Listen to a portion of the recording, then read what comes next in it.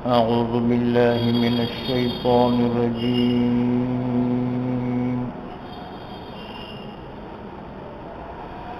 بسم الله الرحمن الرحيم.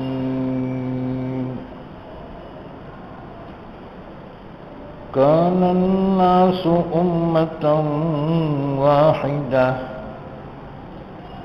فبعث الله النبيين مبشرين ومنذرين وأنزل معهم الكتاب بالحق ليحكم بين الناس فيما اختلفوا فيه وما اختلف فيه إلا الذين أوتوه من بعد ما جاءتهم البينات بغيا بينهم فهدى الله الذين آمنوا لما اختلفوا فيه من الحق بإذنه والله يهدي من يشاء إلى صراط مستقيم. أم حسبتم أن تدخلوا الجنة ولما يأتكم مثل الذين خلوا من قبلكم مستهم البأساء والضراء وزلزلوا حتى يقول الرسول والذين آمنوا معه متى نصر الله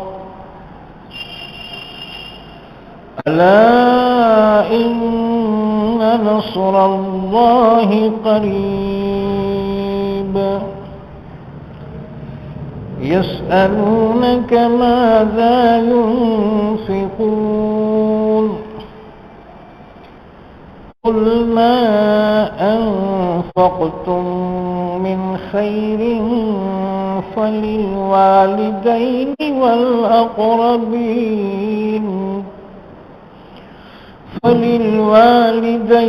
والأقربين واليتامى والمساكين وابن السبيل وما تفعلوا من خير فإن الله به عليم.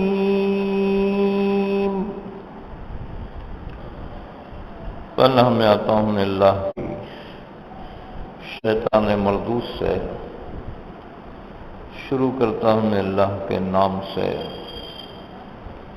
جو بڑا مہربان نہایت رحم کرنے والا ہے. کان الناس امۃ واحدہ، تمام لوگ ایک ہی طریقے پر تھے. پھر اللہ نے بھیجا نبیوں کو خوشخبری سنانے والے اور ڈرانے والے،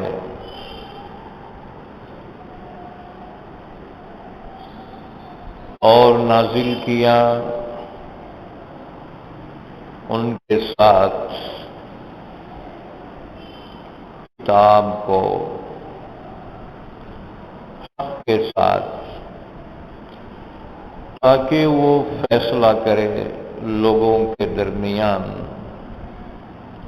اس میں جس میں وہ اختلاف کیے ہیں،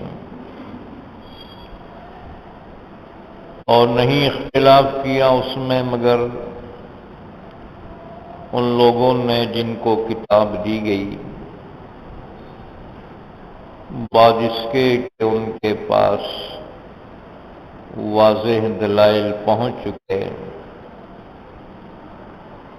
محض آپس میں ضد کی وجہ سے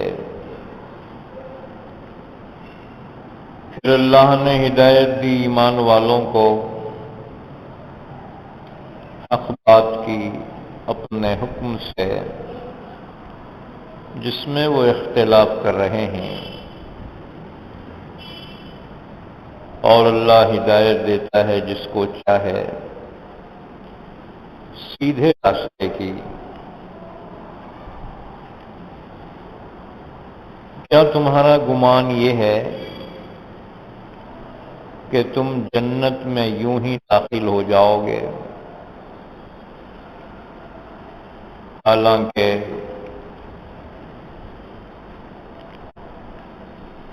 تم پر وہ حالات نہیں آئے جو ان پر آئے جو تم سے پہلے گزر چکے؟ ان کو پہنچی بیماریاں اور مصیبتیں، اور وہ جھنجھوڑ دیے گئے، یہاں تک کہ رسول نے اور ان کے ساتھ ایمان والوں نے کہا اللہ کی مدد کب آئے گی؟ آگاہ ہو جاؤ، بے شک اللہ کی مدد قریب ہے۔ یہ لوگ آپ سے سوال کر رہے ہیں اے نبی صلی اللہ علیہ وسلم کہ وہ کیا چیز خرچ کریں،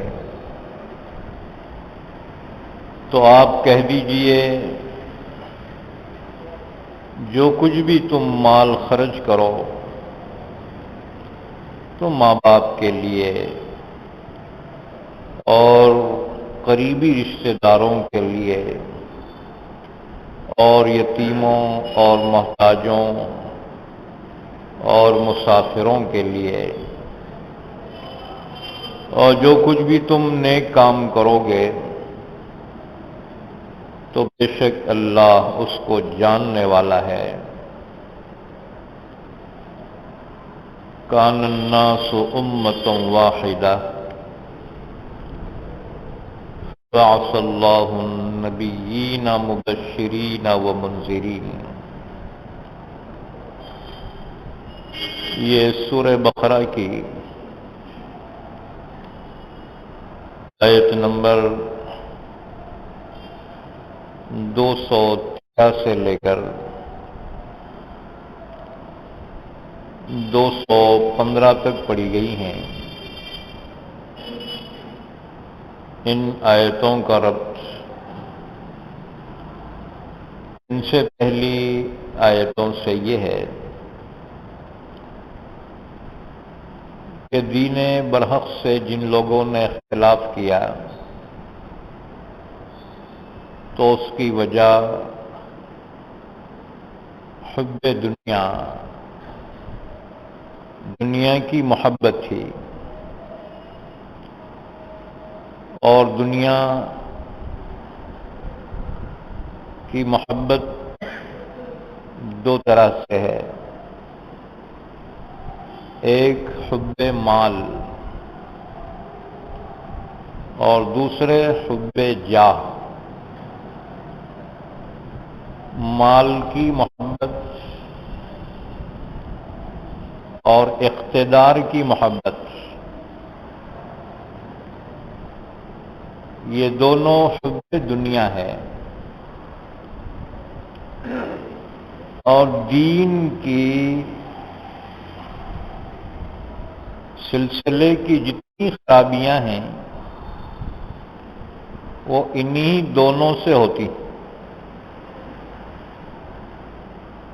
مال کی محبت کی وجہ سے انسان حرام حاصل کرنے کی کوشش کرتا ہے،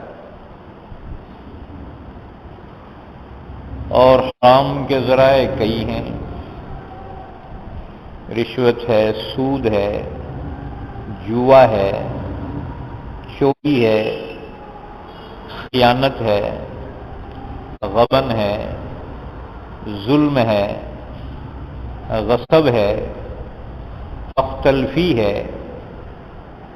تمام مال کے حرام ذریعے ہیں۔ انسان جانتے بوجھتے ہوئے بھی حرام ذریعے اختیار کرتا ہے محض دنیا کی محبت کی وجہ سے۔ اگر دنیا سے محبت نہ ہوتی تو یہ حلال ہی پر اکتفا کرتا، حلال ہی پر قناعت کرتا، حلال ہی پر کفایت شعاری کرتا۔ لیکن نفس اور شیطان خواہشات اس طرح سے پیش کرتے ہیں کہ جن کی تکمیل حرام کے بغیر ممکن نہیں ہوتی۔ اس لیے انسان نہ چاہ کر بھی حرام میں مبتلا ہوتا ہے۔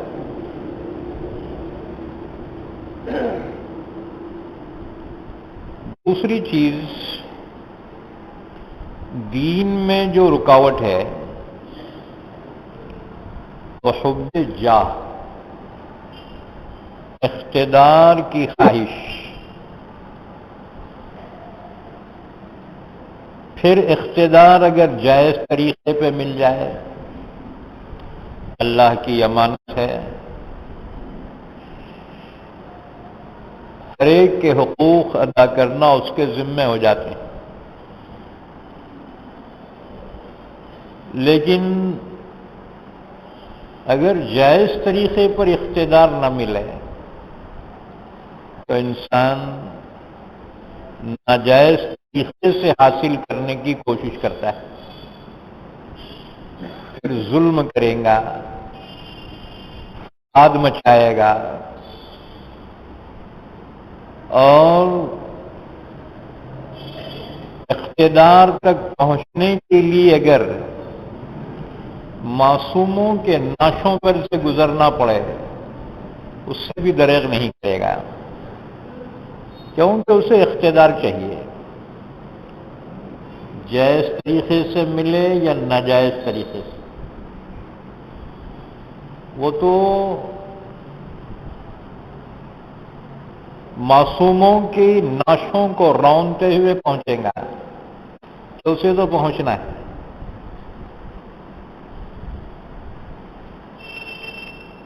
وہ تو عزت و آبرو کو پامال کرتے ہوئے گزرے گا کہ اسے اقتدار تک پہنچنا ہے۔ پھر اس کے لیے مال ہے اور اسباب ہیں، ظلم ہے، ان تمام راستوں سے گزرے گا۔ یہ حب جاہ ہے۔ پھر اقتدار کی محبت انسان کو صرف دنیا ہی کی حد تک نہیں ہوتی، بلکہ اقتدار تو دین میں بھی حاصل کرنے کی کوشش کرتا ہے۔ پھر چاہے کوئی ادارہ ہو، چاہے وہ دینی مدرسہ ہو، اس سے تو اقتدار چاہیے، چاہے وہ اللہ کا گھر ہو، مسجد ہو، اخلاص نہیں رہتا۔ اخلاص اعمال ہوتا ہے کہ انسان اقتدار تک پہنچتا ہے۔ یہ اور بات ہے اگر گھر بیٹھے مل جائے، لوگ زبردستی گلے میں ڈال دیں، نہیں صاحب آپ ہی یہ اس کے مستحق ہے، تو وہ اللہ کا عطیہ ہے، وہ اللہ نے عطا فرمایا۔ عثمان غنی رضی اللہ تعالیٰ عنہ کو جب بلوائیوں نے گھیرا، 40 دن تک پانی بند کیا تھا، اس کے بعد پھر قاتلانہ حملہ کیا اور شہید کر ڈالا عثمان غنی کو۔ ان بلوائیوں کا مطالبہ یہ تھا کہ آپ خلافت چھوڑ دو، عثمان غنی نے فرمایا اللہ نے جو جوڑا پہنایا ہے میں اس کو اتار نہیں سکتا، تو من جانب اللہ جو چیز عطا کی جائے اللہ اس میں برکت بھی دیتا ہے، عزت بھی دیتا ہے، احترام بھی ہوتا ہے، اس میں عزت بھی ہوتی ہے، محبت بھی ہوتی ہے۔ لیکن اگر اس کی خود خواہش سے وہ اقتدار تک پہنچنے کی کوشش کرے، لوگوں کے دلوں میں نفرتیں پیدا ہوتی، نفرتیں آگے بڑھ کر عداوتوں میں شامل ہوتی، عداوتیں آگے بڑھ کر قتل و غارت گری تک پہنچ جاتی، اس کا انجام ٹھیک نہیں ہوتا۔ جب دنیا میں ٹھیک نہیں ہوا آخرت میں کہاں سے ہوگا؟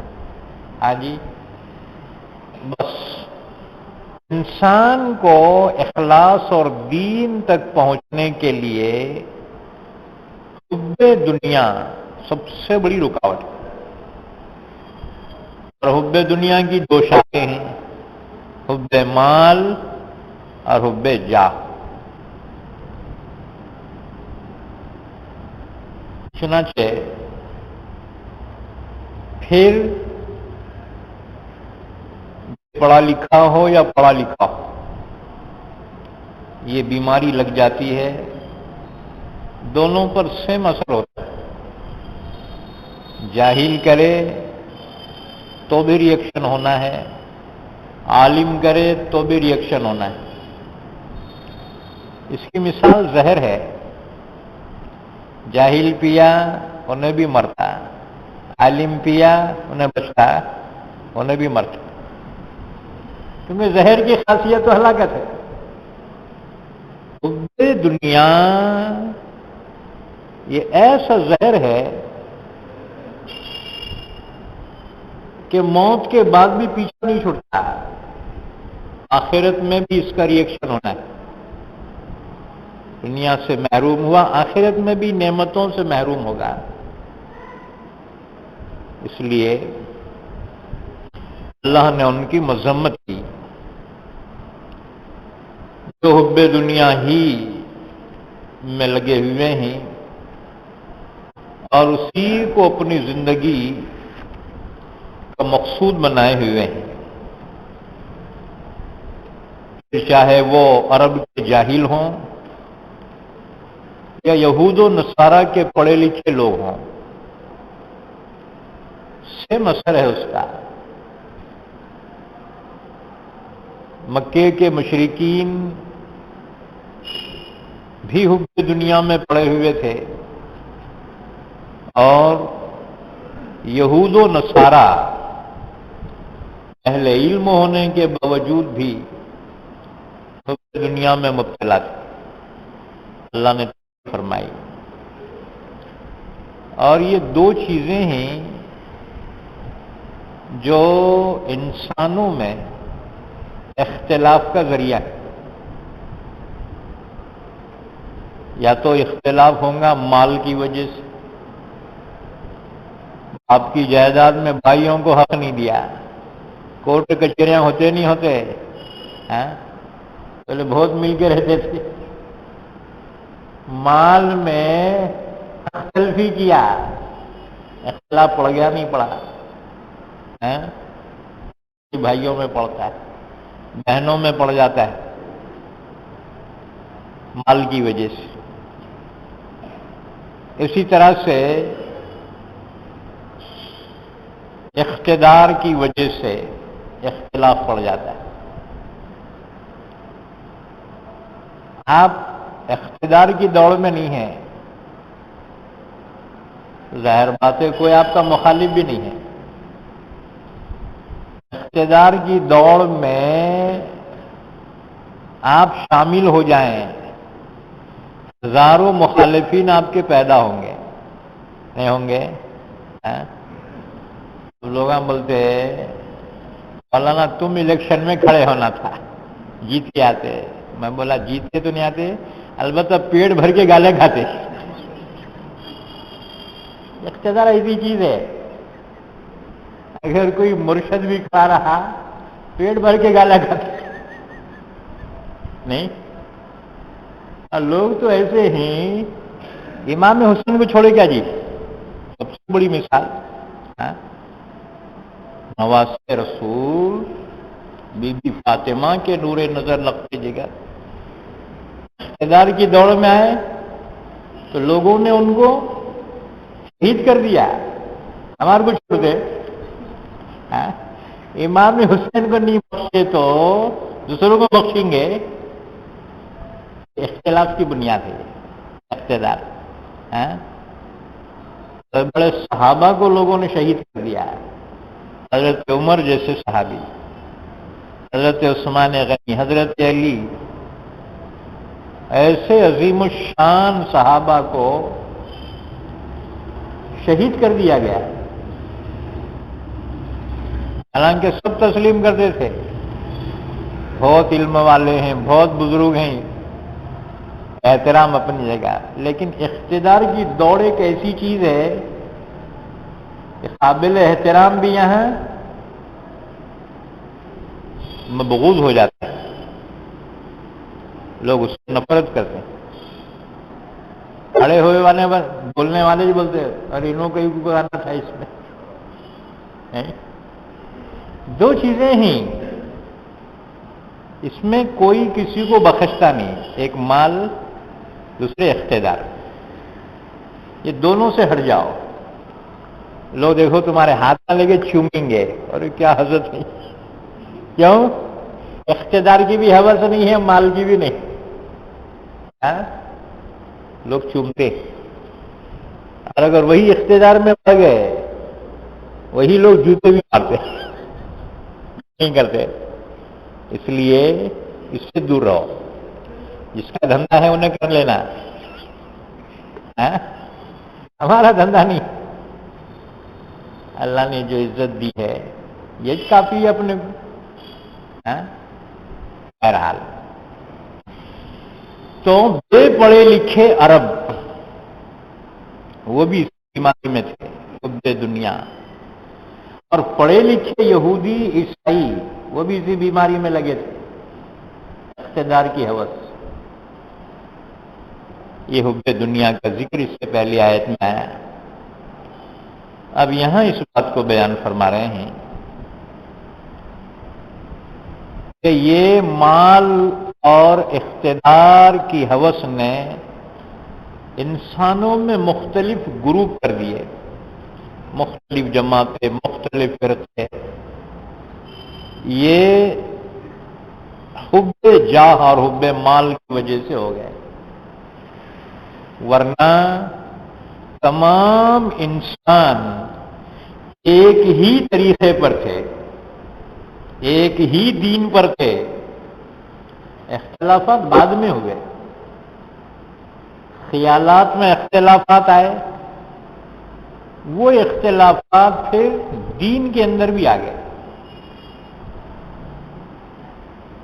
اللہ تعالیٰ نے اس اختلاف میں فیصلہ کرنے کے لیے دو چیزیں عطا کی، ایک انبیاء کرام کو بھیجا کہ اختلاف کو دور کریں، اور دوسرے کتابیں نازل فرمائیں، اللہ کے قوانین، ضوابط۔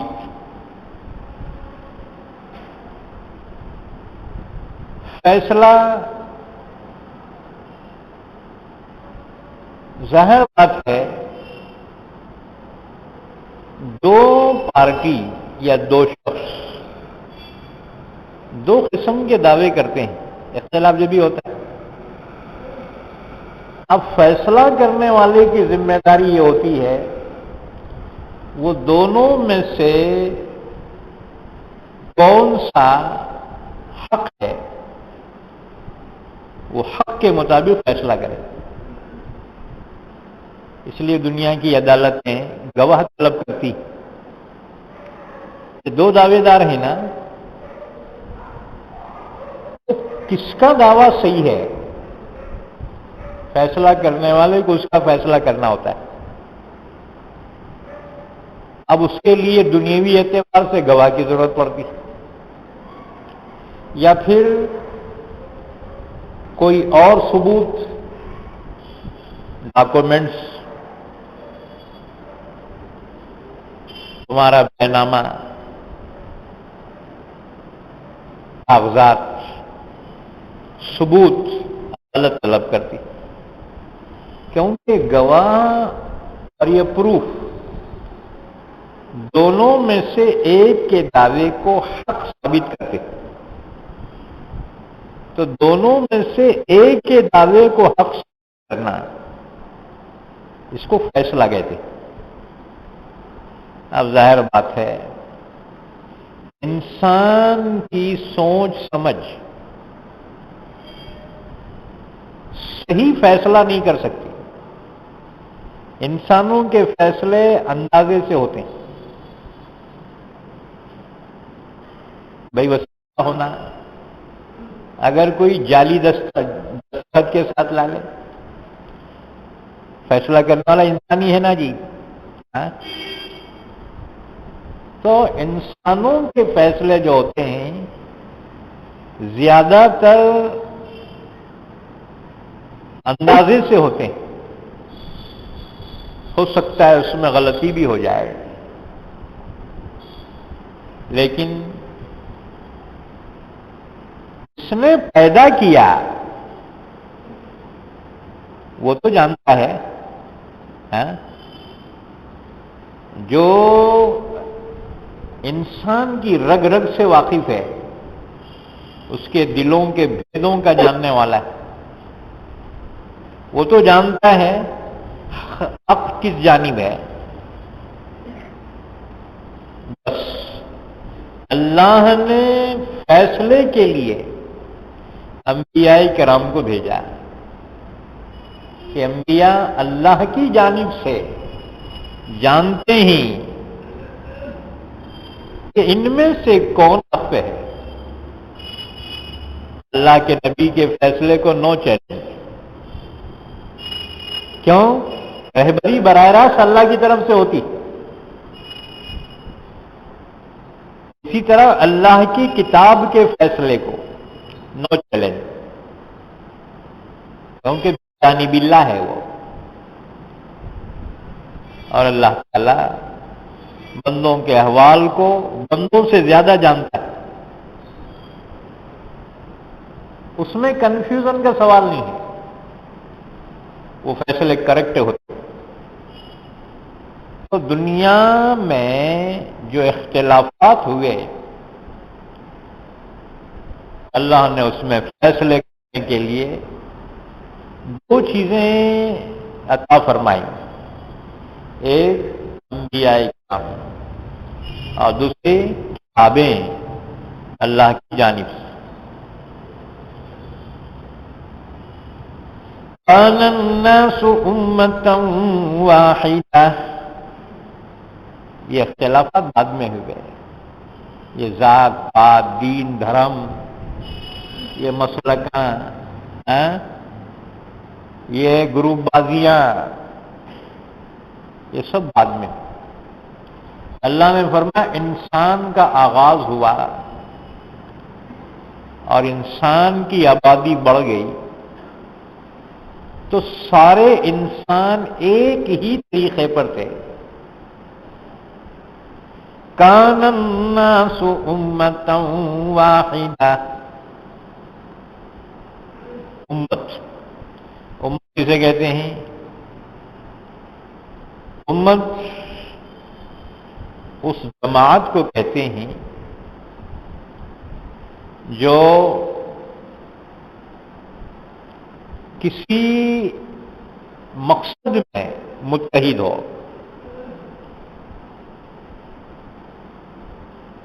تمام انسان ایک طریقے پہ تھے، دین ایک تھا، عقیدہ ایک تھا، اس میں کوئی اختلاف نہیں تھا۔ اس کے بعد پھر لوگوں نے اپنے خیالات کے اختلاف کی وجہ سے انہوں نے دین میں بھی اختلاف پیدا کر دیا ہے۔ کوئی ایمان پر قائم رہا، کوئی جو ہے کافر بن گیا، کسی نے بت پرستی اختیار کر لی، تو اللہ تعالیٰ نے ان میں فیصلہ کرنے کے لیے انبیاء کرام کو بھیجا۔ فَبَعَثَ اللَّهُ النَّبِيِّينَ مُبَشِّرِينَ وَمُنذِرِينَ، اللہ تعالیٰ نے پیغمبروں کو بھیجا، ان میں دو صفات رکھی، بشارت دینے والے اور ڈرانے والے، یعنی اتباع کرنے والوں کو جنت کی، اللہ کی رضا کی بشارت دینے والے، اور انکار کرنے والے نافرمانوں کو اللہ کے عذاب سے ڈرانے والے۔ مبشرین ومنذرین وانزل معهم الکتاب بالحق، اور پیغمبروں کے ساتھ ساتھ اللہ نے کتابیں بھی بھیجی، تورات ہے، زبور ہے، انجیل ہے، صحیفے ہیں، پاک ہے۔ کیوں بھیجا؟ نبیوں کو اور کتابوں کو بھیجنے کا منشا لِيَحْكُمَ بَيْنَ النَّاسِ فِيمَا اخْتَلَفُوا فِيهِ، تاکہ لوگ جو آپس میں اختلاف کر رہے ہیں ان میں فیصلہ کرے، حق کو واضح کرے۔ دیکھو اختلاف کی وجہ سے حق واضح نہیں ہوتا، آدمی شک میں پڑتا ہے یہ صحیح ہے کہ نہیں صحیح ہے کہ، دونوں کی گھایاں کرتے رہتے، روتے رہتے، حق واضح نہیں ہوتا، اختلافات میں حق واضح نہیں ہوتا۔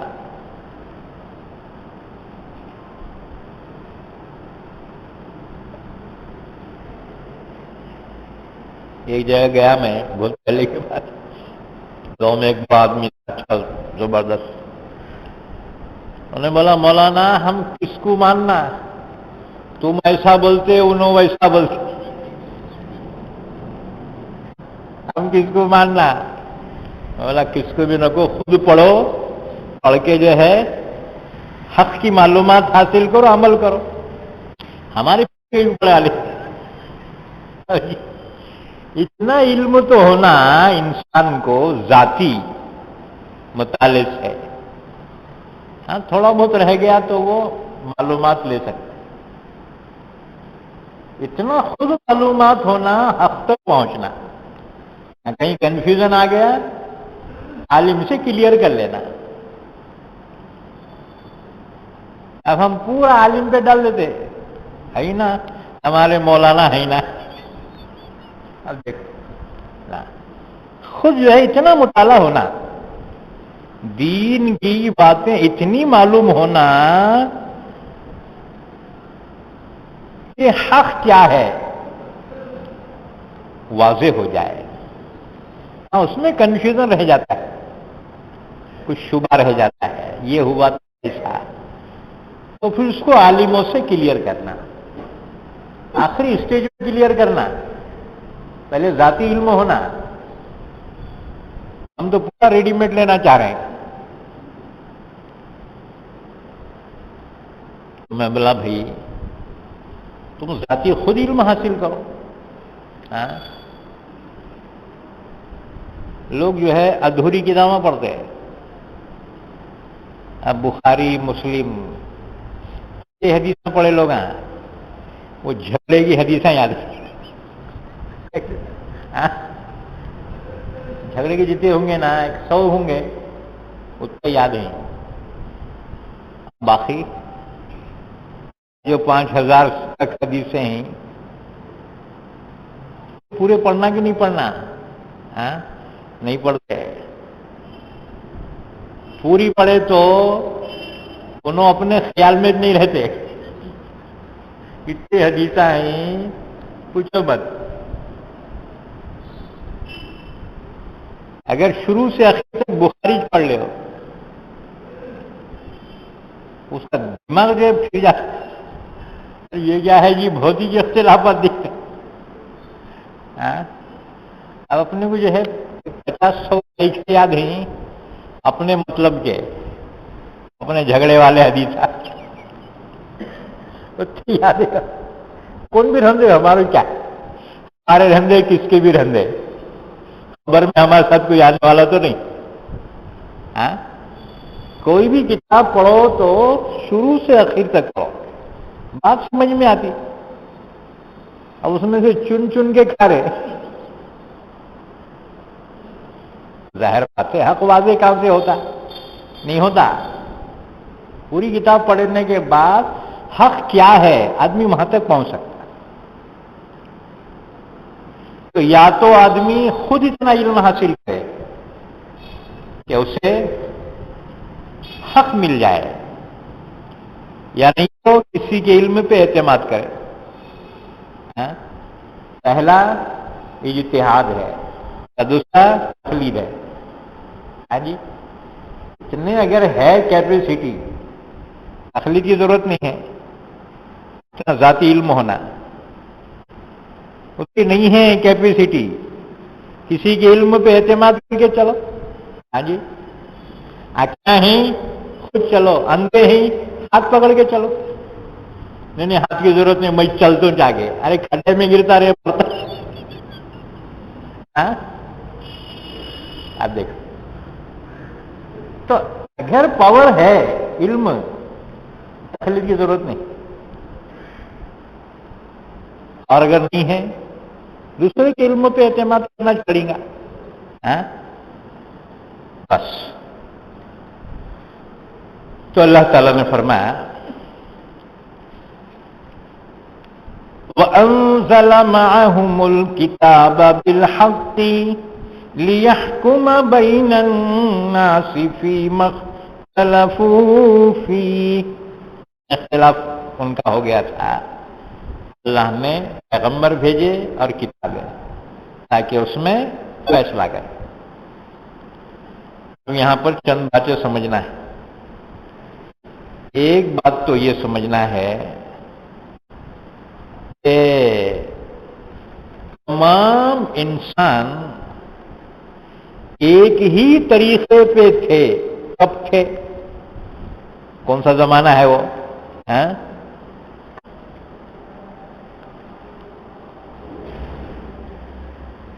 دوسری چیز، وہ حق کیا تھا، وہ کیا چیز تھی جس پہ لوگ متحد تھے؟ ظاہر بات ہے وہ اتحاد قومیت کی بنیاد پہ تو تھا، یا لسانیت کی بنیاد پہ نہیں تھا،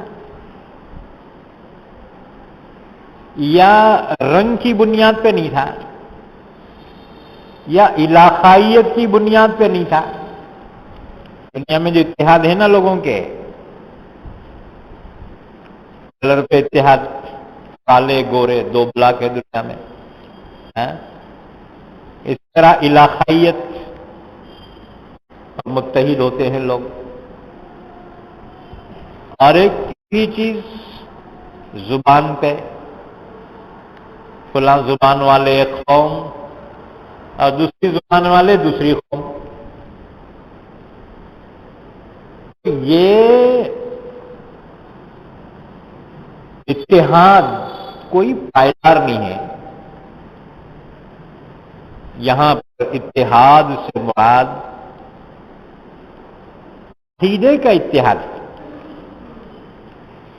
کان الناس امتا واحدہ، تمام لوگ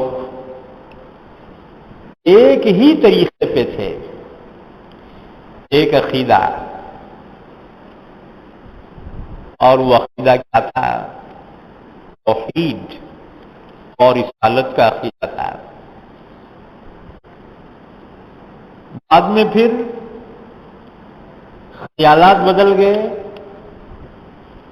طبیعتوں کے تقاضوں کی وجہ سے خیالات بدلتے ہیں، اور خیالات بدل گئے تو پھر عقیدوں کے اعتبار سے مختلف گروہ بنتے چلے گئے.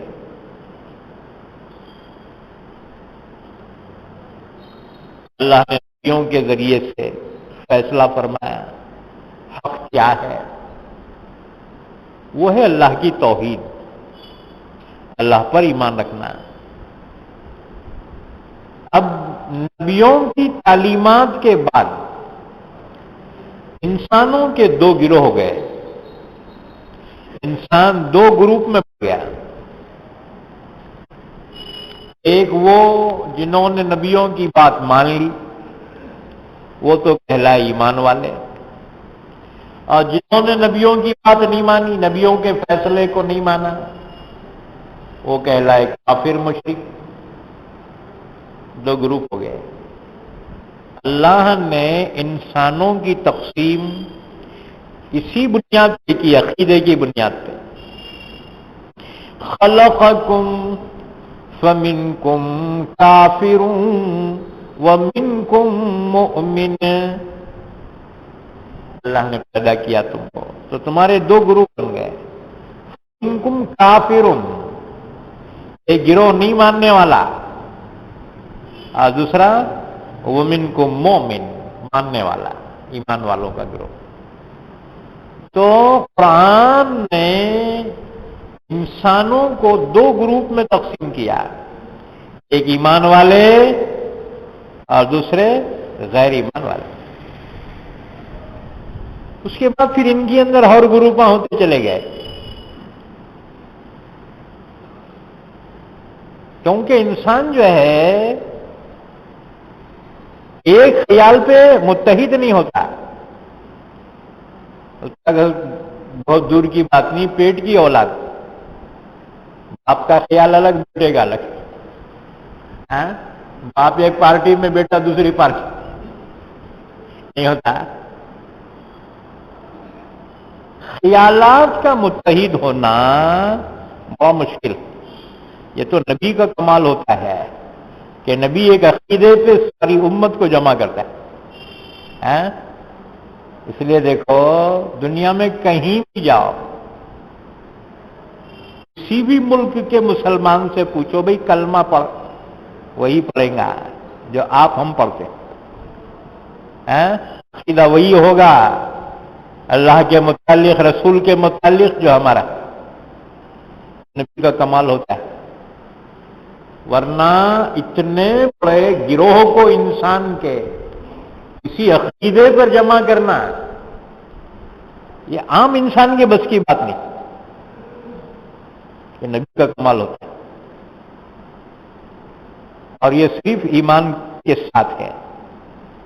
باقی اور بھی جو ہے گروہ ہیں دنیا میں، لیکن اہل کفر کا کسی ایک عقیدے پہ اتحاد نہیں ہے۔ غور کرو آپ، اس کی پرستش کر رہا، انہیں دوسرے کی کر رہا، تیسرا تیسرے کی کر رہا۔ یعنی عقیدے کے اعتبار سے جو اتحاد نبی کا قائم کردہ ہے، کہ امت مسلمہ کو ایک عقیدے پر اکٹھا کیا، صرف نبی کا کمال۔ ورنہ دنیا کی کوئی جماعت، کوئی دین دم کسی عقیدے پہ متحد اتنا نہیں ہے۔ ہر ایک کے طریقے الگ، رسم و رواجات الگ، سب چیزوں میں فرق ہوگا، لیکن امت مسلمہ پوری دنیا میں کسی بھی خطے میں رہتی ہو، عقیدے میں ان کا اتحاد ہوگا کہ اللہ اس کے رسول پر وہ ایمان اور عقیدہ رکھتا ہوگا۔ کان الناس امتا واحدہ، اللہ نے فرمایا یہ تو بعد والوں نے اپنے مفادات کی خاطر اختلافات کر لیے، ورنہ سارے انسان تو ایک عقیدے پہ قائم تھے، اور وہ عقیدہ کون تھا؟ توحید اور رسالت کا عقیدہ۔ اچھا، یہ کس زمانے میں رہا؟ یاد رکھو اللہ اگر چاہتا تو لوگ مختلف ہی نہ ہوتے ہیں؟ یہ تو اللہ کی حکمت ہے دنیا میں کہ دنیا میں ایمان بھی چلے گا اور کفر بھی چلے گا. اگر دنیا میں صرف ایمان رکھنا تھا تو دنیا کی پیدائش کی حکمت باقی نہ رہی. کیونکہ پیدائش کی حکمت کیا ہے دنیا کے؟ امتحان. اور امتحان جب بھی ہو سکتا ہے جب دونوں چیزیں موجود ہوں. امتحان تو جب بھی ہوں گا. اگر کامیابی ہی ہوتی ناکامیابی نہ ہوتی تو امتحان ہو سکتا تھا کیا؟ لکھا تو بھی پاس نہیں لکھا تو بھی پاس. کیونکہ ناپاس کا وہاں انٹیلیجنٹ ہے. تعلیم کو فروغ دینے کے واسطے ہے نا جی وہ 8ویں 9ویں کلاس تک پاس ہی کرتے رہے. ڈھکل پاس. انہیں جا کے میٹرک میں اٹک جاتا. وہاں اٹکا اگر نہیں نکلا سیدھا مارکیٹ میں بنٹی لگا لیتا. ارے بھائی بس اتنا نان میٹرک بس نہیں ہوتا. امتحان کہاں ہوا جی؟ وہ امتحان تو جب ہو کامیابی بھی ہو ناکامیابی بھی ہو. اب انسان محنت کرے گا اور کامیاب ہونے کی کوشش کریں گا. اس دنیا میں اللہ کی حکمت یہی ہے کہ ایمان بھی چلے گا اور کفر بھی چلے گا. دنیا میں اسلام بھی رہے گا کفر بھی رہے گا. تو یہ دنیا کی پیدا کرنے کا منشا ہی امتحان ہے. اگر ون وے ہوتا تو امتحان کہاں رہتا ہے؟ اس لیے اللہ تعالیٰ نے 2 وے کا رکھا. کفر بھی چلے گا اور ایمان بھی چلے گا. اس لیے اگر کوئی دنیا میں خدا کا نہیں ماننے والا بھی ہے اللہ اس کو بھی روزی دیتا ہے. کیونکہ رکھنے کا ہے اس کو پرسوزر ہے وہ. ہاں جی اللہ تعالیٰ اس کی شان میں گستاخی کرنے والے کو بھی روزی دیتا ہے. اچھا اس کا کھا کے دوسرے کی گارا اللہ اس کو بھی دیتا ہے. کیونکہ دنیا میں دونوں رہنا ہے. اس لیے دیکھو دلیل قرآن پاک کی آیت. اللہ تعالیٰ نے فرمایا وَمَا كَانَ النَّاسُ إِلَّا أُمَّةً وَاحِدَةً فَاخْتَلَفُوا. لوگ ایک طریقے سے ایک ہی دین تھا ایک ہی عقیدہ تھا پھر ان میں اختلاف پڑ گیا. وَلَوْلَا كَلِمَةٌ سَبَقَتْ مِنْ رَبِّكَ لَقُضِيَ بَيْنَهُمْ فِيمَا كَانُوا فِيهِ يَخْتَلِفُونَ.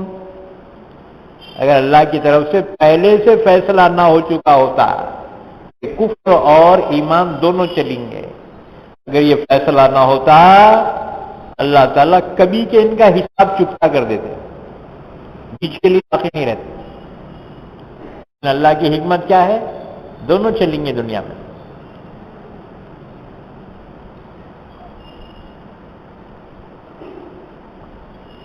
اسی طرح سے یہ تو آیت سورہ یونس کی ہے. اللہ کی حکمت یہ ہے کہ دنیا میں دونوں رہے. ایمان بھی رہے گا کفر بھی رہے گا. حق بھی رہے گا باطل بھی رہے گا. سچ بھی رہے گا جھوٹ بھی رہے گا. دنیا میں دونوں مکس چلیں گے. امتحان ہے کہ بندہ اس کو اختیار کرتا ہے یا اس کو، امتحان کے طور پر. دوسری جگہ فرمایا سورہ انبیاء میں ان هذه امتکم امۃ واحدہ وانا ربکم فاعبدون. بے شک یہ تمہاری امت ایک امت ہے اور میں تمہارا پروردگار ہوں تو تم میری ہی عبادت کرو. اسی طرح سے سورہ मोमिनून में अल्लाह ने फरमाया, इन्ना हाज़िही उम्मतुकुम उम्मतन वाहिदा व अना रब्बुकुम फत्तकून। ये तुम्हारी उम्मत एक ही है और मैं तुम्हारा रब हूं, लिहाजा तुम मुझी से डरो। मालूम हुआ ये दुनिया में दोनों चलेंगे। अच्छा, हमारे दीवाने ये सोचते अमीच रहना, दूसरे नहीं रहना। दूसरे दीवाने सोचते उनच रहना, हम नहीं रहना। अरे दीवानों, दोनों रहेंगे। फैसला आखिरत में होने का है, यहां फैसले कर ले रहे। इसलिए आपस में दुश्मनियां, एक दूसरे को बर्दाश्त ही नहीं कर रहे। तुम्हारे पलक लेने से भी कुछ नहीं होता, सही फैसला है ये दोनों रहेंगे दुनिया में। फैसला आखिरत में है, हक बातिल, सच झूठ, तो फैसला आखिरत में होने वाला है। अल्लाह ने इसीलिए आखिरत रखा है ना, वो फैसले की जगह है, यहां अमल की जगह। फैसला दुनिया में नहीं होगा। दोनों के दीवाने वो इसी में जो है लगे हुए हैं, तोड़ फोड़ कैसा करना। अरे अल्लाह ताला का फैसला है, दोनों रहेंगे दुनिया में। कोई चाहकर भी किसी को मिटा नहीं सकता, सही फैसला है। वलौला कलिमतुन सबक़त मिन रब्बिका लक़ुज़िया बैनहुम फ़ीमा कानू फ़ीही यख्तलिफ़ून। वो तो अल्लाह ही फैसला कर देता था, लेकिन खुदा ही फैसला पहले से हो चुका। दोनों दुनिया में रहेंगे, दोनों पनपेंगे। अमल का इख्तियार देगा अल्लाह, लेकिन फैसला यहां नहीं होगा, आखिरत में होगा। समझ आया? अल्लाह की थ्योरी समझ में आई तुम्हारे? नहीं आ रही थी हमारी खोपड़ियों में भी। अरे नाफरमान है तो अल्लाह उठाना क्यों नहीं, उनको नहीं उठेगा। क़यामत तक ऐसी चलेगा मामला, उसके बाद फिर अल्लाह फैसला करेगा। जब तक तो बर्दाश्त करना ही पड़ेगा। हरी बात समझ में? दुनिया में एक कलर नहीं रहेगा, ये दोनों कलर चलते रहेंगे। अल्लाह का फैसला आखिरत में होना है, दुनिया फैसले की जगह नहीं है। यहां अमल करते रहो, अंबियाए किराम की तालीमात को राहबर बना लो, जैसा बोले वैसा तुम चलते रहो, फैसला आखिरत में होगा। अच्छा, दूसरी बात यह है कि तमाम इंसान एक ही उम्मत थे, ही अकीदे पर थे, तो ये कौन से जमाने में थे? अब हम पैदा हुए जब से लड़ाइयां देख रहे, अम्मा बाबा के, चचा तायों के, मामू के, फुफिया के लड़ाई देख। फिर शऊर पैदा हुआ, पड़ोसियों के, अतराफ वालों के लड़ाई देख रहे। इंसान कब मुत्तफिक था, कब मुत्तहिद था, वो कौन सा जमाना है? सब एक अकीदे पे थे, वो कौन से जमाने में थे? अब इस सिलसिले में देखो हज़रत मुफस्सिरीन क्या फरमाते हैं। हज़रत उबई इब्न काब रज़ी अल्लाह तआला और हज़रत इब्न ज़ैद रज़ी अल्लाह तआला कहते हैं कि ये वाक़या आलम अज़ल का है, जब इंसानों की रूहों से अल्लाह ने खिताब फरमाया था, अलस्तु बिरब्बिकुम, क्या मैं तुम्हारा रब नहीं हूं? कालू बला, उन्होंने कहा क्यों नहीं, आप ही हमारे रब। یعنی اس میں سے کوئی اپوزیشن نہیں تھا. اور جی ورنہ دنیا کی ہر پارلیمنٹ میں اپوزیشن تو رہتے تھے، دو چار کیوں نہیں نمک کے کھڑے رہتے. عالم ازل کے اس مجمع میں، عالم ارواح میں، جب اللہ نے خطاب کرتے فرمایا الست بربکم، کیا میں تمہارا رب نہیں ہوں؟ قالوا بلا، سب نے ایک زبان ہو کے کہا، کسی کا اپوز نہیں تھا، سب نے ایک زبان ہو کے کہا کیوں نہیں، بے شک آپ ہی ہمارے رب. یہ تھا پہلا اتحاد. پورے انسان متحد اللسان ہو کر اقرار کر رہے ہیں، اپنے عقیدے کا اظہار کر رہے ہیں، اے اللہ تو ہی ہمارا رب، کوئی نہیں تیرے سوا. اس وقت نہ کوئی بت پرست تھا اور نہ کوئی کافر مشرک تھا، بلکہ سب کے سب اس وقت ایک عقیدے پہ، ایمان پہ قائم ہے. اسی کو فرمایا کان الناس امتا واحدہ، تمام انسان ایک ہی طریقے، ایک ہی عقیدے پہ تھے. بعد میں دنیا میں آئے تو پھر اغراض میں اختلاف ہوا، خیالات بدل گئے، خیالات بدل گئے، عمل کے طریقے بدل گئے. اب دیکھو بعد میں اختلاف ہوا،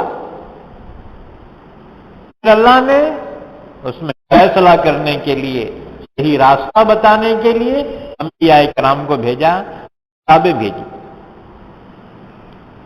معلوم ہوا دنیا والوں کا اتحاد اگر ہو سکتا ہے، پاسبل ہے، تو وہ نبی کی تعلیمات پر ہوگا یا اللہ کی کتاب پہ ہوگا. کیونکہ اللہ نے نبی کو، کتاب کو اختلاف دور کرنے ہی کے لیے بھیجا ہے. تو اگر دنیا والوں کا اتحاد ہو سکتا ہے، قرآن پہ ہو سکتا ہے یا نبی کی تعلیمات پہ ہو سکتا ہے. قرآن چھوڑ کے اتحاد نہیں ہو سکتا. اب ہر ایک کے اپنے اپنے خیالات رہیں گے، اپنے اپنے رسم رہیں گے، رواجات رہیں گے. انہیں بولیں گا میں جو ہوں وہ حق پہ ہوں. بہت پہلے کی بات ہے، میں سمجھتے 35 سال سے زیادہ ہوا ہے. ایک جگہ رشتہ لے کے گئے حیدرآباد، سب ہو گیا، کھانے کو بیٹھے، سب طے ہو گیا. اب 2 ڈش رہتے ہیں ہمارے پاس، تیز اور دوسرا میٹھا.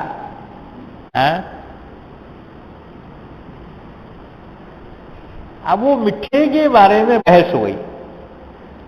میٹھا کھانا پہلے سنت ہے یا آخر میں کھانا سنت ہے؟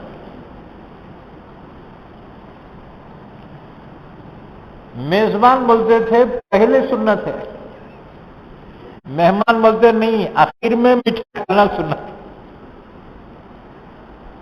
اب اس پہ چلی بحث اور چلی ادھر سے ادھر سے، آخر فیصلہ تو نہیں ہو سکا، وہ رشتہ ہی ٹوٹ گیا. ہماری ایسی ایک کھوپڑی،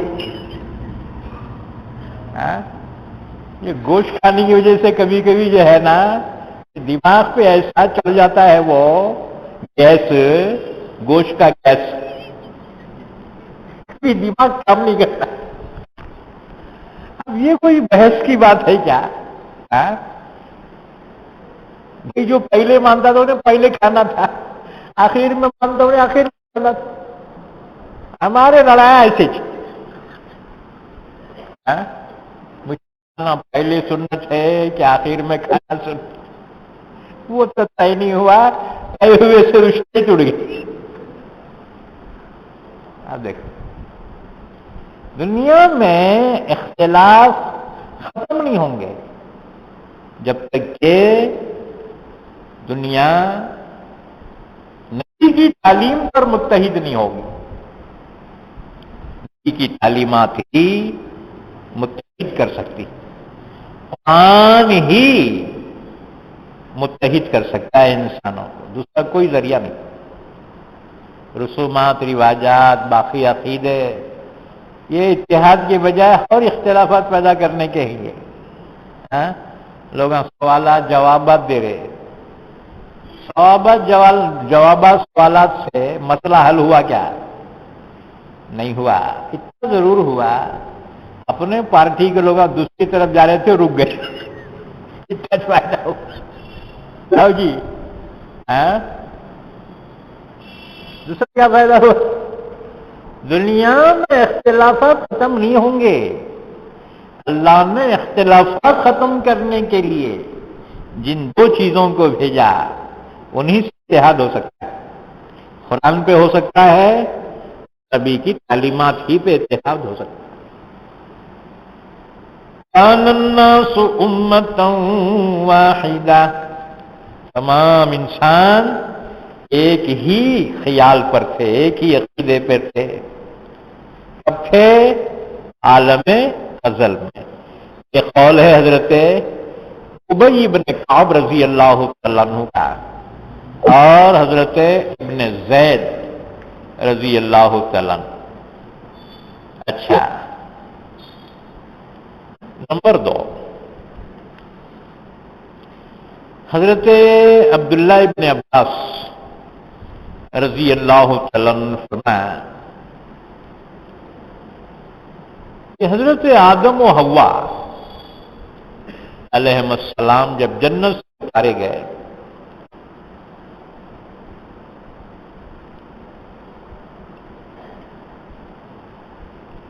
اور ان کی اولاد پھیل گئی دنیا میں، تو اس وقت سب کے سب آدم علیہ السلام کے دین پر تھے اور انہی کے بتائے ہوئے طریقوں پر زندگی گزارتے رہے.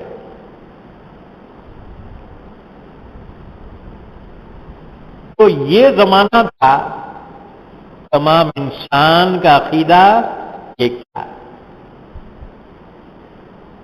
اس کے بعد پھر اختلافات ہو گئے، پھر کفر آیا، شرک آیا، یہاں تک کہ نوح علیہ السلام کا زمانہ آیا تو کفر اتنا بڑھ گیا، حضرت نوح نے دعا کی، طوفان کے ذریعے سے وہ تمام ہلاک کر دیے گئے.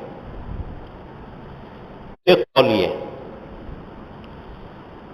مسند بزار کی روایت ابن عباس رضی اللہ تعالیٰ عنہ، اس قول کے ساتھ یہ بھی ہے عقیدے میں اتحاد تھا آدم علیہ السلام سے لے کر حضرت ادریس علیہ السلام تک جو زمانہ ہے 10 قرن ہیں، یعنی 1000 سال کا فاصلہ ہے. تو اس زمانے میں تمام انسان ایک عقیدے پہ تھے، توحید کے عقیدے پہ، آدم علیہ السلام سے لے کے حضرت ادریس علیہ السلام. تو بظاہر 1000 سال کا عرصہ ہے، اس میں تمام انسان ایک عقیدے پہ تھے. کان الناس امتا واحدہ. اس کے بعد اختلافات ہو گئے. تیسرا قول بعض مفسرین کا ہے کہ جب نوح علیہ السلام کے زمانے میں طوفانی بارشیں ہوئی اور تمام انسان ہلاک ہو گئے، تمام جاندار سوائے ان کے جو کشتی میں سوار ہو گئے تھے اسے ہی بچ گئے. کشتی میں ہر چرند پرند درند کا ایک ایک جوڑا تھا، اللہ کو چلانا تھا آگے، ان کو نوح کی کشتی میں سوار کروایا. پھر انسانوں میں سے 80 انسان کشتی میں سوار تھے، مرد عورتیں، اتنے بچ گئے، باقی سب جتنے دنیا میں تھے، انسان، جانور، پرند، سب ہلاک ہو گئے، کوئی زندہ نہیں رہا۔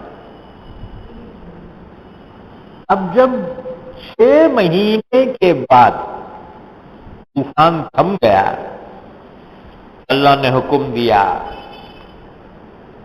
یا نوح اہبط منا، نوح ہمارا حکم ہے آپ کشتی سے اتر جاؤ۔ طوفان تھم گیا تھا، ان کو ہلاک کرنا تھا، اللہ نے ہلاک کر دیا۔ اب یہ کشتی جودی پہاڑ پہ رک گئی، اس میں سے 80 آدمی زندہ سلامت جو بچ گئے تھے زمین پہ آئے، اور ان کی آبادی قائم ہو گئی۔ سب سے پہلی بستی نوح علیہ السلام کے طوفان کے بعد آباد ہوئی، اس کی جن گننا صرف 80 تھی۔ دنیا میں جن گننا کتنی تھی؟ 80 تھی۔ پھر آگے بڑھتے رہے، اب کتنی ہو گئی؟ 700 کروڑ۔ وہ 80 کے 700 کروڑ ہیں آپ، انہی کی نسل میں سے ہیں پورے انسان۔ اس لیے نوح کو آدم ثانی کہا جاتا ہے۔ تو وہ 80 آدمی سرزمین پہ جو تھے وہ سب ایمان والے تھے، ان کا عقیدہ ایک تھا، کان الناس امۃ واحدہ، لوگ ایک ہی عقیدے، ایک ہی طریقے پر تھے۔ اب بعد میں ان کی جو نسل آگے بڑھی، خواہشات، اغراض کے اختلاف سے ان کے خیالات، ان کے عقیدے بدلتے چلے گئے، یہاں تک کہ اللہ تعالیٰ نے پھر انبیاء کرام کو بھیجا اور ان کے ذریعے سے حق کو واضح کیا، جو توحید اللہ کی، اس کو واضح کیا۔ تو اسی کو فرمایا، کان الناس امۃ واحدہ، تمام لوگ ایک ہی طریقے پر تھے، یعنی توحید پر تھے۔ فبعث اللہ النبیین، اللہ نے نبیوں کو بھیجا۔ یہاں دیکھو، قرآن پاک قصے کہانی کتاب نہیں ہے، ورنہ ہونا یہ چاہیے تھا لوگ ایک ہی عقیدے پر تھے، پھر اختلافات ہو گئے، اس اختلافات میں فیصلہ کرنے کے لیے اللہ نے نبیوں کو بھیجا، کتابوں کو بھیجا۔ یہاں درمیان میں مضمون کیا ہونا چاہیے تھا؟ تو اس کے بعد اختلافات ہو گئے، عقیدوں میں اختلافات ہو گئے، اللہ نے اس کو دور کرنے کے لیے نبیوں کو بھیجا، یوں ترتیب میں ہونا چاہیے۔ لیکن یہاں پر بیچ کے واقعات کو حذف کیا، اختلافات کا ذکر نہیں کیا، اور فوراً نبیوں کی بعثت کو بیان کیا۔ اس کی وجہ یہ ہے کہ یہ چیز تو ہر انسان سمجھ سکتا ہے، اتحاد تھا، اس کے بعد اختلاف کو دور کرنے کے لیے اللہ نے نبیوں کو بھیجا۔ ہر ایک انسان سمجھ سکتا ہے اتحاد کے بعد اختلاف ہوا ہوگا، پھر اختلاف میں فیصلے کے لیے اللہ نے نبیوں کو بھیجا، کیونکہ یہ بات سمجھ میں آ جاتی تھی سیاق و سباق سے۔ اس لیے واقعے کے ہر جز کو بیان کرنا قرآن کا کام نہیں، قرآن نتائج کو پیش کرتا ہے۔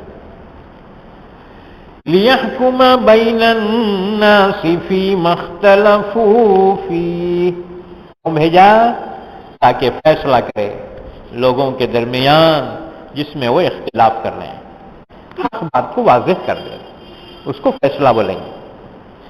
وَمَا اخْتَلَفَ فِيهِ إِلَّا الَّذِينَ أُوتُوهُ، تعجب کی بات یہ ہے اختلاف کس نے کیا؟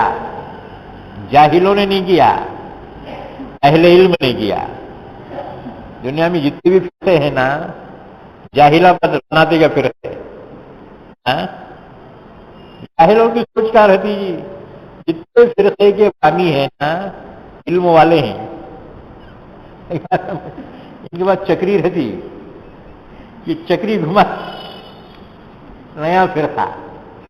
جتنے فرقے ہیں نا اس کے بانی جاہلاں تھے نہیں، اہل علم تھے۔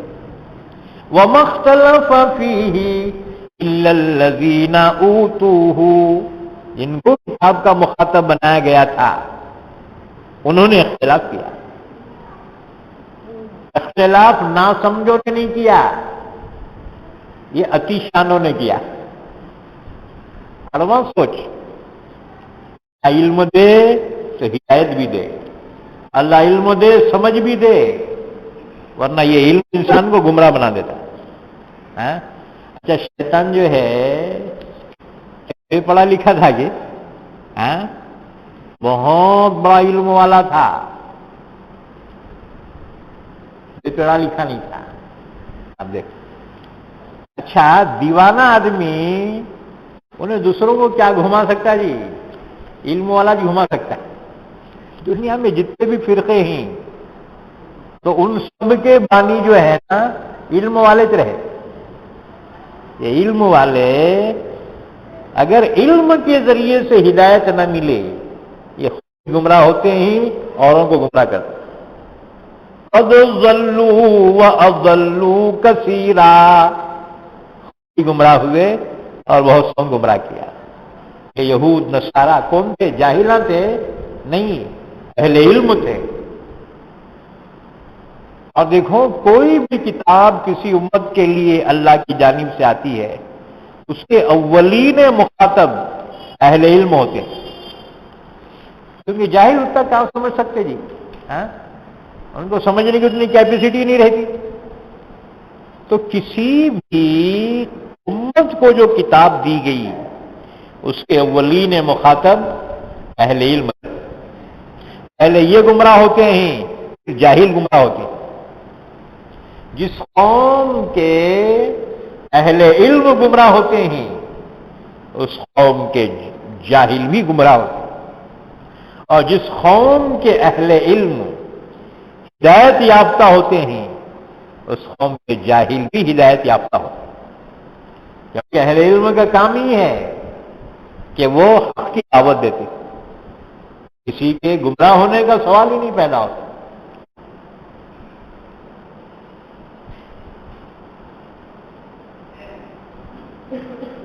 فرمایا تعجب ہے، گمراہ کون ہوئے، اختلاف کون کیے؟ وَمَا اخْتَلَفَ فِيهِ إِلَّا الَّذِينَ أُوتُوهُ، ان کو علم دیا گیا تھا کتاب کا، سب سے پہلے انہوں نے اختلاف کیا۔ مِن بَعْدِ مَا جَاءَتْهُمُ الْبَيِّنَاتُ، ناسمجھی میں گمراہ ہوئے نہیں، سمجھ کے گمراہ ہو گئے۔ اور جو شخص ناسمجھی میں گمراہ ہوتا ہے اس کے ہدایت کے چانسز رہتے ہیں، غلط فہمی دور ہو گئی نا پھر واپس آتا۔ لیکن جو جان بوجھ کے گمراہی میں پڑا اس کے واپسی کے چانسز نہیں رہتے۔ یہ اہل کتاب جو گمراہ ہوئے ہیں جہالت کی وجہ سے نہیں، علم کی وجہ سے گمراہ ہو گئے کہ ان کے علم نے ان کو راہ نہیں بتائی۔ بغیم بینہم، سوال یہ ہے علم والے کو علم نے راستہ کیوں نہیں بتایا؟ اللہ نے فرمایا اس لیے کہ وہ ضد میں پڑ گئے تھے۔ تعصب، حسد، ضد انسان کو گمراہ کر دیتی کہ میں نہیں مانتا۔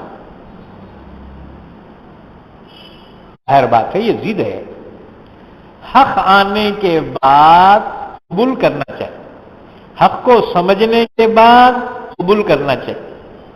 انسان قبول نہیں کرتا ضد کی وجہ سے۔ بغیم بینہم، آپس میں ضد کی وجہ سے انہوں نے قبول نہیں کیا، کی وجہ سے وہ گمراہی میں مبتلا ہو گئے۔ فَهَدَى اللَّهُ الَّذِينَ آمَنُوا لِمَا اخْتَلَفُوا فِيهِ مِنَ الْحَقِّ بِإِذْنِهِ، تو اللہ نے ہدایت دی ایمان والوں کو اس میں بات کی جس میں یہ لوگوں نے اختلاف کیا، اللہ نے ہدایت دی، اور یہ ہدایت علم کی وجہ سے نہیں ملی، اللہ کے حکم اور اجازت اور اس کے فضل سے ملی۔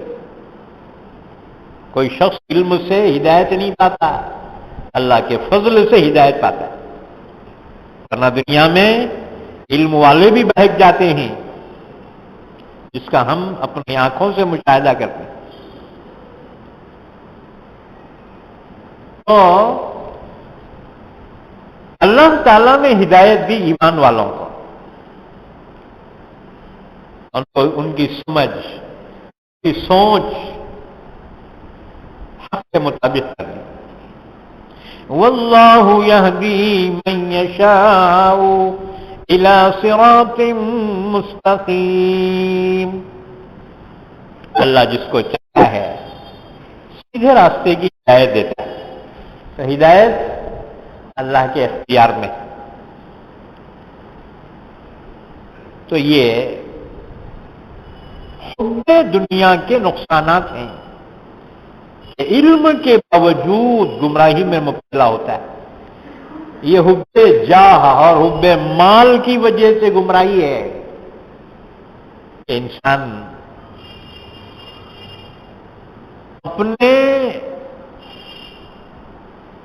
ورچسو کی وجہ سے، اختیار کی وجہ سے وہ جھکنے کو تیار نہیں ہوتا، حق بات کو قبول کرنے کو تیار نہیں ہوتا۔ کیوں؟ وہ یہ سمجھتا ہے میں حق قبول کرا، لوگ ہم بولیں گے ہار گئے مولانا،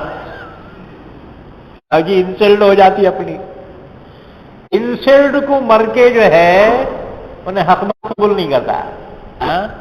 لوگ بولے کیا ہے نا ہار گئے جی، اس لیے اپنے اس میں ڈٹاؤ رہتا ہے۔ حالانکہ حق بات جب سمجھ میں آ جائے قبول کرنا چاہیے، جہاں ملے حق، جہاں ملے اسے قبول کرنا چاہیے۔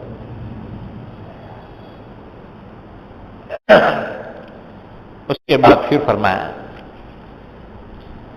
کہ یہ حب جاہ اور حب مال کی وجہ سے باطل پر اڑے ہوئے ہیں، اور یہ اہل ایمان کو تکلیفیں پہنچا رہے ہیں۔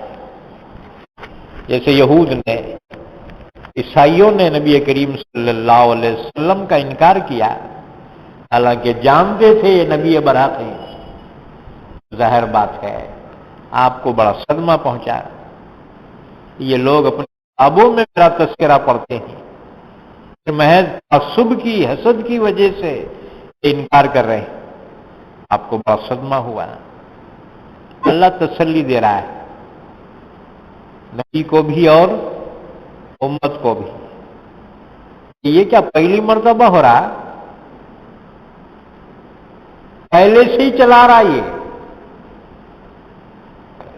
ایمان والوں کو، انبیاء کرام کو تکلیفیں پہلے بھی پہنچائی جاتی رہی، اگر آج تم کو پہنچائی جا رہی ہے تو اس میں تعجب کرنے کی بات نہیں، بلکہ ہدایت اس بات کی ہے جیسے انہوں نے صبر کیا، صبر کرو، اللہ تو آئیں گے۔ پچھلے کیوں کیا ہے، ایمان والوں نے کیا ہے، بڑے بڑے حالات آئے، ان حالات میں وہ ثابت قدم رہے۔ اللہ نے فرمایا تم پہ تو ویسے حالات ابھی نہیں آئے ہیں کہ معمولی حالات سے تم گھبرا جاتے ہو، پچھلے ایمان والوں پر، انبیاء پر تو اس سے بڑے بڑے حالات آئے ہیں، بیماریوں میں مبتلا کیے گئے، مصیبتوں میں مبتلا کیے گئے، اور تندرستی میں مبتلا کیے گئے، یہاں تک کہ مخالفین کی تکلیفوں، ایذا رسانیوں میں مبتلا ہوئے، تو اس وقت ان کی زبانوں پہ یہ تھا، متا نصر اللہ، اللہ نے جو مدد کا وعدہ کیا تھا، آخر وہ مدد اللہ کب کریں گا، کب آئے گی اللہ کی مدد؟ اللہ نے فرمایا اللہ ان نصر اللہ قریب، تو اتنے جلدی مایوس ہو رہے، میری مدد تو بس قریب ہے، آ گئی ہے، تو مجلت مت کرو۔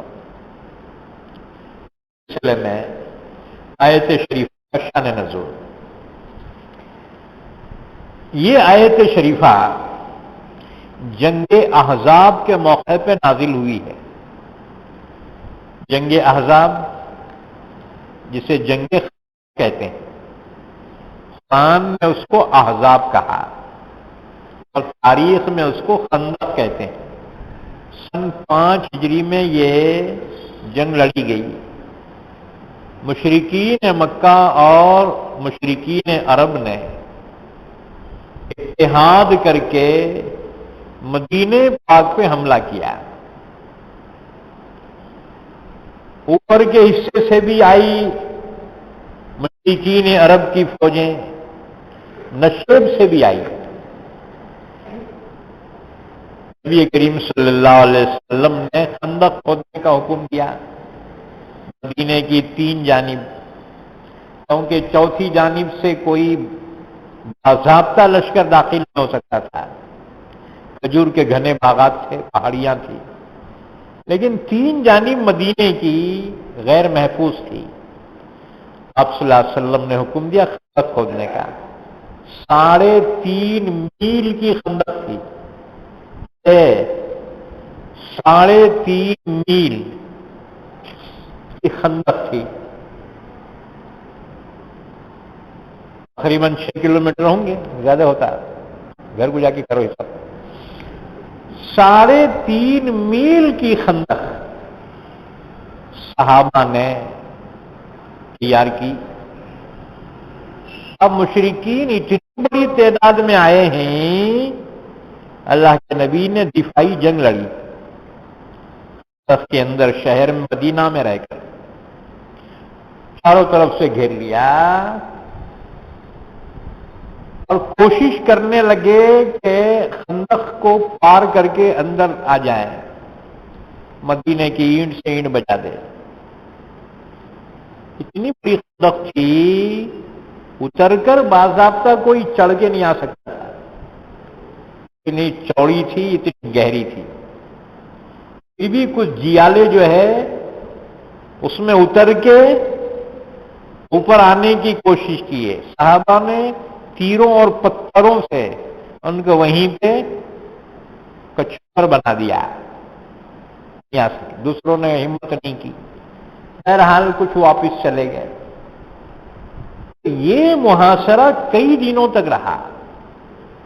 اللہ کے نبی خود ایک مورچہ سنبھالے ہوئے تھے، آپ کی اس دن 4 نمازیں قضا ہو گئی، خصوصاً عصر کی نماز قضا ہو گئی۔ اتنی مصروفیت تھی کہ ہر طرف سے تیروں کی بارش ہو رہی تھی، اتر کے نہیں آ سکتے تو تیروں کی بارش برسا رہے۔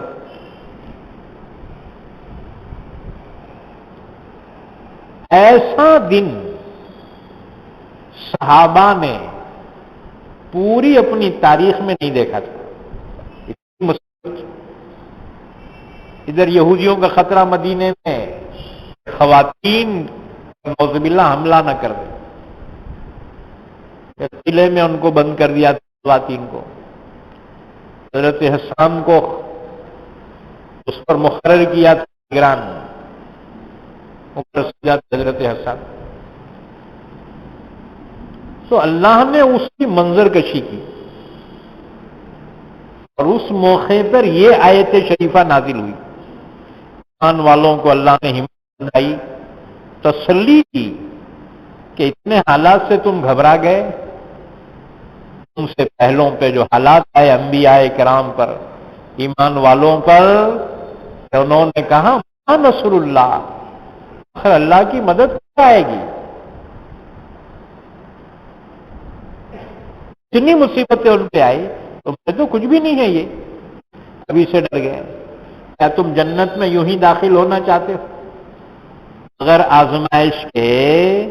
اور بغیر آزمائش کے پورے اترے کے تو جنت میں یوں ہی داخل ہو جاؤ گے؟ کس خوش فہمی میں ہو؟ آزمائے تم ضرور جاؤ گے۔ تو اس موقع پہ آیت نازل ہوئی ہے، لیکن وہ منظر کیا تھا؟ اللہ نے فرمایا، اچھا کون تھے ایمان والے؟ صحابہ۔ 100% ایمان تھا، ہمارے جیسے نہیں۔ ہمارے کتنے پرسنٹ ہے معلوم؟ بہرحال ڈھکل پاس کتنا ہے؟ 35 تو ہے۔ میرٹ میں تو نہیں آتے۔ تو صحابہ کا ایمان 100% تھا۔ وہ صحابہ کی حالت یہ ہو گئی تھی، اللہ نے بیان فرمایا، اذ جاءوکم من فوقکم، جبکہ وہ لشکر بہت بڑی تعداد میں وہ تمہارے اوپر سے آئے، وَمِنْ أَسْفَلَ مِنْكُمْ، نشب سے آئے لشکر، إِذْ زَاغَتِ الْأَبْصَارُ وَبَلَغَتِ الْقُلُوبُ الْحَنَاجِرَ۔ تمہاری حالت یہ تھی ایمان والو، اتنا بڑا لشکر دیکھ کر تمہاری آنکھیں پھٹی کے پھٹی رہ گئی تھی۔ إِذْ زَاغَتِ الْأَبْصَارُ وَبَلَغَتِ الْقُلُوبُ الْحَنَاجِرَ، تمہارے کلیجے منہ کو آ کے لگ گئے تھے، گویا موت سامنے نظر آ رہی تھی۔ اتنا بڑا لشکر پورے مدینے پہ حملہ آور ہوا ہے، ایمان والے دفاعی جنگ لڑ رہے ہیں، ایسا منظر کبھی نہیں تھا۔ إِذْ زَاغَتِ الْأَبْصَارُ وَبَلَغَتِ الْقُلُوبُ الْحَنَاجِرَ، تمہارے دل، تمہارے کلیجے منہ کو آ لگ گئے تھے، اتنی گھبراہٹ کا عالم تھا۔ اللہ تعالیٰ نے فرمایا، تمہارے اس وقت خیالات عجیب ہو رہے تھے، وَتَظُنُّونَ بِاللَّهِ الظُّنُونَ، تمہارے خیالات میں آ رہا تھا یا اللہ تو کب مدد کرے گا؟ اگر تو برحق ہے، تیرا وعدہ سچا ہے تو تیری مدد تو اپنا چاہیے تھی۔ تیرے نہ ماننے والوں نے ہم پہ جو ہے محاصرہ کر رکھا ہے، اے اللہ تیری مدد کروائے گا۔ وَتَظُنُّونَ بِاللَّهِ الظُّنُونَ، اللہ نے فرمایا کیفیت اس لیے واقع ہوئی، ذَلِكَ ابْتُلِيَ الْمُؤْمِنُونَ وَزُلْزِلُوا زِلْزَالًا شَدِيدًا، حالات ایسے آ گئے تھے اس وقت، موت نظر آ رہی تھی، جیسے زلزلہ آنے کے بعد اپنی آنکھوں سے تم دیکھتے ہو بلڈنگاں گر رہے، جھاڑاں گر رہے، پیٹ کے کھمبے گر رہے، تو تمہارا دل کہاں رہتا؟ اتنی گھبراہٹ ہوتی، وہ کیفیت صحابہ کی تھی، کیسی آزمائش ہوئی تھی۔ هُنَالِكَ ابْتُلِيَ الْمُؤْمِنُونَ وَزُلْزِلُوا زِلْزَالًا شَدِيدًا، جھنجھوڑ کے رکھ دیے گئے تھے۔ صحابہ کو خیال آیا یا اللہ تیری مدد کب آئے گی؟ اللہ نے فرمایا بس اتنے سے گھبرا گئے، ابھی تو پچھلوں کے مقابلے میں تم کو آزمایا ہی کہاں گیا ہے۔ پچھلے انبیاء اور ایمان والوں کو اللہ نے جو آزمایا وہ آزمائش تم پہ آئی کہاں ہے؟ یہ تو بہت لائٹ ہے تم کو دی جا رہی ہے۔ اس کے بعد سنو، ایک شأن نزول تو یہ ہے، یہ آیت شریفہ جنگ احزاب کے موقع پہ نازل ہوئی، جس میں رسول اللہ صلی اللہ علیہ وسلم اور آپ کے صحابہ کو سخت مصیبت اور محاصرہ اور خوف اور سردی اور طرح طرح کی تکلیفیں پہنچی تھی۔ اس کے بارے میں اللہ تعالیٰ نے اس آیت شریفہ کے ذریعے سے تسلی دی، ان سے گھبرا گئے۔ دوسرا شأن نزول یہ ہے، یہ آیت جنگ احد کے موقع پہ نازل ہوئی ہے۔ یہ احد میں بھی بڑا نقصان ایمان والوں کو ہوا، خود اللہ کے نبی زخمی ہو گئے، چہرے مبارک لہو لہان ہو گیا، بدن مبارک شہید ہو گئے، خود کی کڑیاں رخساروں میں دھس گئی، نکالنے پہ اللہ کے نبی کے چہرے سے خون کے فوارے نکلے،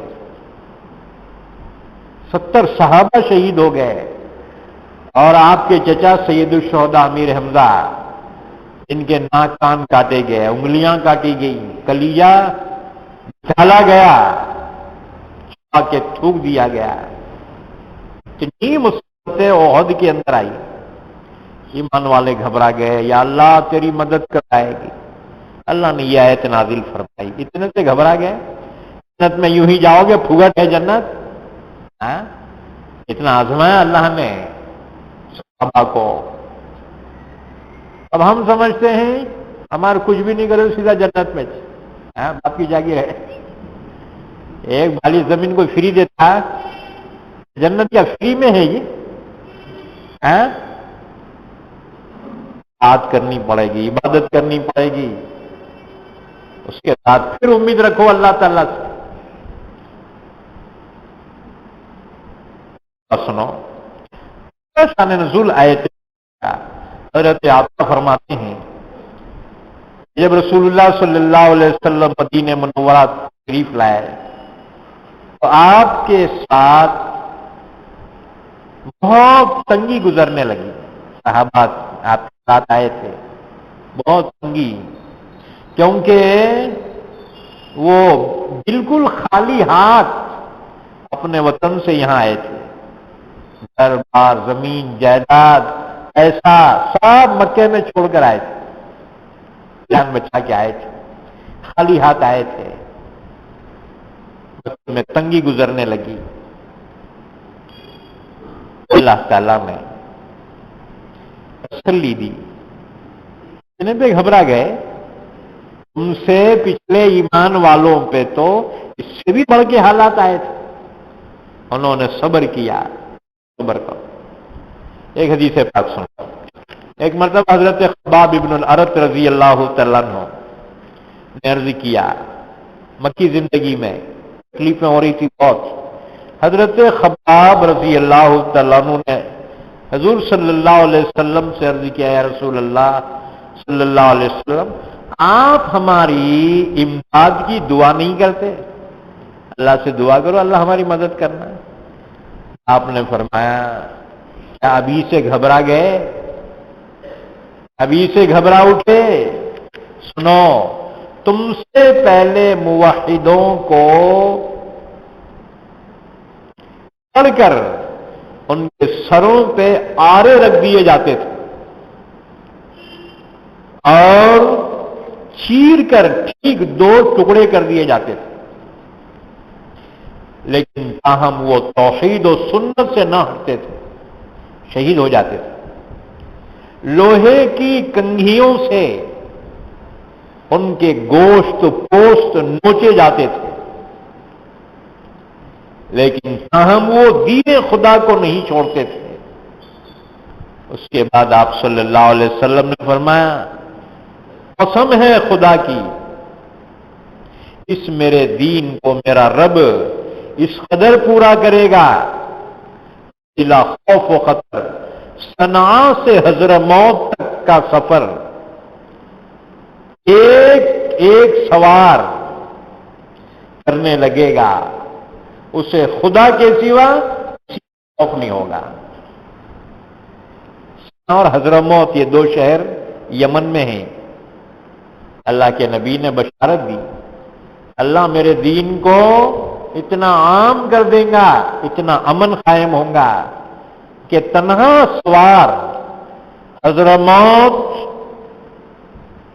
تک، صنعاء سے حضرموت تک کا سفر کرے گا، اللہ کے سوا کسی کا خوف نہیں ہوگا، نہ چوروں کا، نہ ڈاکوؤں کا، نہ ظلم کا، نہ قتل کا، کسی کا خوف نہیں۔ اللہ اتنا امن پیدا کرے گا۔ اس کے بعد آپ نے فرمایا البتہ دل میں یہ خیال ہونا اور بات ہے کہ کہیں میری بکریوں پہ بھیڑیا نہ آ پڑے، یہ تو فطری خوف ہے، لیکن افسوس تم جلدی کرتے ہو۔ تو اللہ تعالیٰ نے فرمایا ابھی تم پہ وہ حالات ہی نہیں آئے، طرح سے گھبرا گئے، صبر کرو، ہر حال میں ثابت قدم رہو، اللہ کی مدد ضرور آئے گی۔ اسی طرح سے دیکھو مسلم شریف کی روایت ہے، حضرت انس رضی اللہ تعالیٰ عنہ فرماتے ہیں رسول اللہ صلی اللہ علیہ وسلم نے ارشاد فرمایا جنت مصیبتوں سے گھری ہوئی ہے، مصیبتیں آئیں گی، اس پر ایمان والے صبر کریں گے تو ہی جنت میں داخل ہوں گے، اور دوزخ لذتوں سے گھری ہوئی ہے، لذتیں، خواہشات انسان کو ناجائز طریقے پہ پورا کرنے کی وجہ سے جہنم میں پہنچا دیتے ہیں۔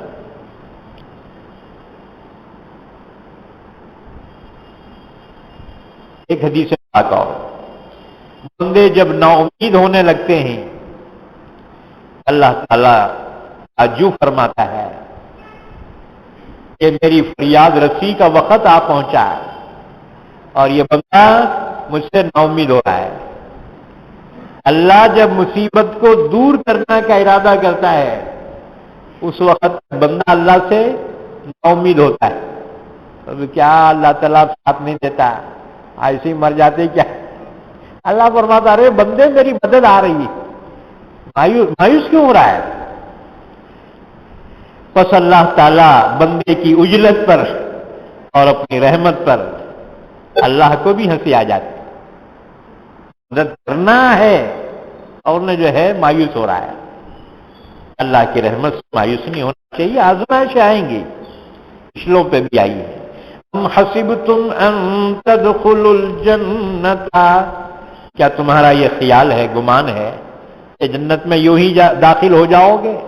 وَلَمَّا يَأْتِكُمْ مَثَلُ الَّذِينَ خَلَوْا مِن قَبْلِكُمْ، حالانکہ تم پہ بھی وہ حالات نہیں آئے ہیں جو تم سے پہلوں پر آ چکے ایمان والوں پر۔ مَسَّتْهُمُ الْبَأْسَاءُ وَالضَّرَّاءُ وَزُلْزِلُوا، ان کو پہنچی ہیں بیماریاں، اللہ کی آزمائش ہے بیماری بھی، اور مصیبتیں، تکلیفیں اللہ کی جانب سے آزمائش ہیں۔ وَزُلْزِلُوا، چھوڑ کے رکھ دیے گئے، کیا مطلب؟ پے در پے مصیبتوں کا آنا، انسان جو ہے ایک دم پریشان ہو جاتا ہے۔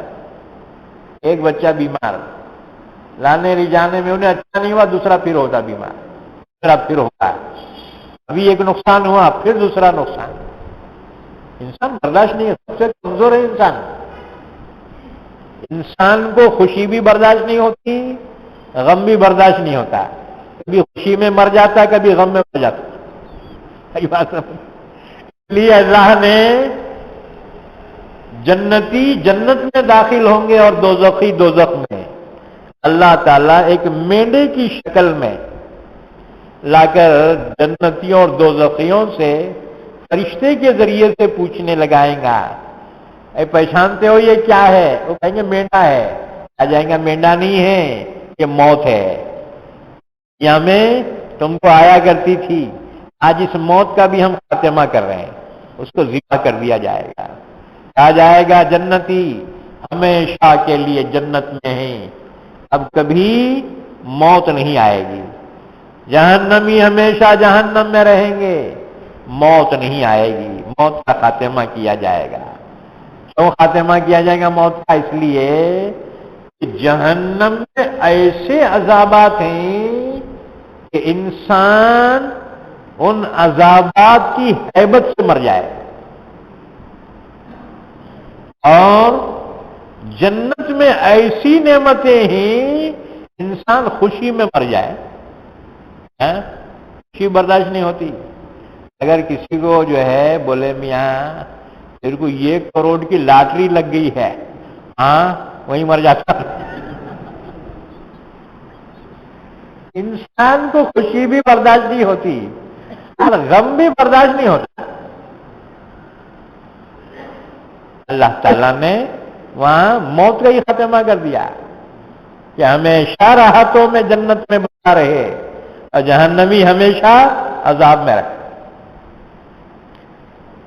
وَزُلْزِلُوا جھنجھوڑ کر رکھ دیے گئے. اتنی پیدر پہ مصیبتیں آئیں پچھلے ایمان والوں پر. حَتَّى يَقُولَ الرَّسُولُ وَالَّذِينَ آمَنُوا مَعَهُ مَتَىٰ نَصْرُ اللَّهِ، یہاں تک کہ اس زمانے کے رسول نے اور ان کے ساتھ ایمان والوں نے کہا مَتَىٰ نَصْرُ اللَّهِ، آخر اللہ کی مدد کب آئیں گی؟ کہ ہمارے مرنے کے بعد آئیں گی کیا؟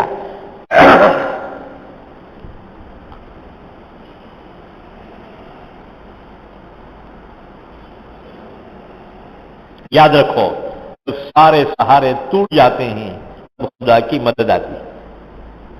اور انسان بھی ڈائریکٹ اللہ تعالیٰ سے مدد نہیں مانگتا، بھائیاں سے، برادری سے، دوستوں سے، پارٹیاں سے. ہماری کچھ مدد کرتے کیا؟ 4-5% کی بھیگ دیتے کیا؟ اور کو نہیں دیتے، دوسروں کو دیں گے. بدماش ہمارے کو نہیں دیتے. آپ دیکھو انہیں ہر ان کے پیچھے. اللہ اپنے بندوں کی مدد فرماتا ہے، لیکن شروع میں اللہ کی طرف رجوع نہیں کرتے، بندوں کی طرف رجوع کرتے. اللہ بھی چھوڑ دیتا ہے، ٹھیک ہے وہاں جا تو، وہاں جب اچھی ٹھوکر لگتی پھر آتا. جو نمازاں پڑھ رہا، کچھ دعائیں کر رہا، موزانہ تھک جا رہے. ارے دروازہ بند کرنے کب سے ہو رہے کے لیے تمہارا؟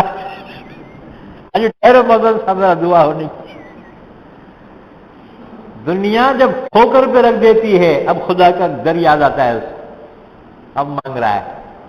اللہ پھر بھی رحم فرماتا. میرا جو بندہ ہے نا، بھٹکا ہوا تھا نا، آ گیا، اللہ کو پھر رحم آتا ہے. حَتَّى يَقُولَ الرَّسُولُ وَالَّذِينَ آمَنُوا مَعَهُ مَتَىٰ نَصْرُ اللَّهِ، یہاں تک کہ رسول نے اور ایمان والوں نے جو ان کے ساتھ ہیں کہا اللہ کی مدد آخر کب آئے؟ أَلَا إِنَّ نَصْرَ اللَّهِ قَرِيبٌ، اللہ نے فرمایا بندو سنو، بے شک اللہ کی مدد قریب ہے. اللہ کی مدد سے بندے کو مایوس نہیں ہونا چاہیے. ہم نے تو اگلی بھی آیت پڑھ لی تھی تو مکمل ہو گیا. وہ آیت انشاءاللہ عین پڑھی جائے گی. اللہ سے دعا ہے اللہ ہم سب کو قرآن پاک سمجھنے کی، عمل کرنے کی توفیق عطا فرمائے.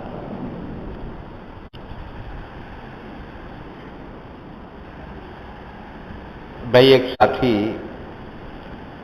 پابندی سے تفسیر میں شریک ہے، محمد معیز صاحب عرف ضیاء ولد مجیب الدین صاحب، مدرس، پچھلے پیر کی صبح ان کا انتقال ہو گیا ہے. دعا فرمائے اللہ تعالیٰ ان کی مغفرت فرمائے، اللہ تعالیٰ ان کے پسماندگان کو صحیح عطا فرمائے، اللہ ان کے درجات کو بلند فرمائے. اللہم صلی علی محمد وعلی آل محمد بارک وسلم.